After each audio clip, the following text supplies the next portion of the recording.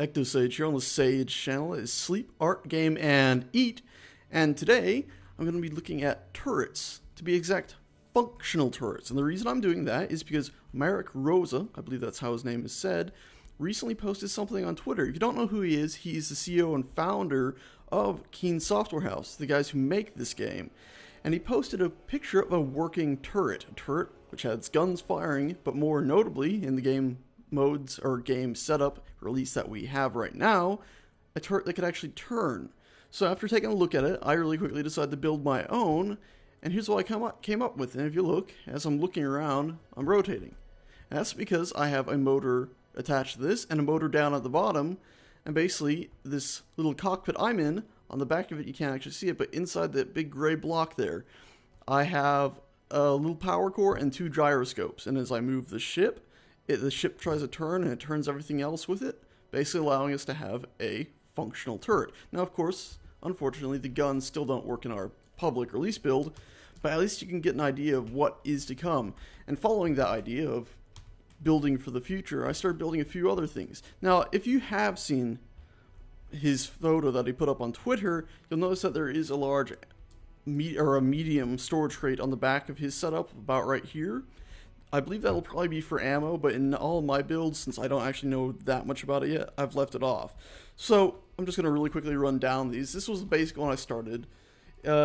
Basically, okay, I know the basics of how it works. Let's just get a turret up and running. So I toss this together really quickly. Basically, this platform here under it has a bunch of land gears that are just clamped onto the ground here. Then I have the motor with nothing powering it at all. Then I have this big thing leading up to another motor, nothing powering it, connected to this, and this is actually the only thing that's powered. And as I just said, when it tries to turn, it ends up rotating the whole thing. So you basically control it with your mouse, and that's about it. This is the same exact setup, except for this time I started making it better looking. So, motor's there again, but this time I had this shoot out and far enough over, that way the cockpit would actually be directly above the middle point, so that way when I hop in here, it's easier to turn without feeling like the ship might be slightly offset. So it's still pretty cool, pretty awesome. Again, weapons aren't in yet. Oh, am I ever looking forward to them. And then if we come down here, you can see I've started fiddling with other ideas, as using turrets. All of them I also have lights in them, which is pretty cool, because of course you can turn on the lights. I could then of course get this going, and then go into here.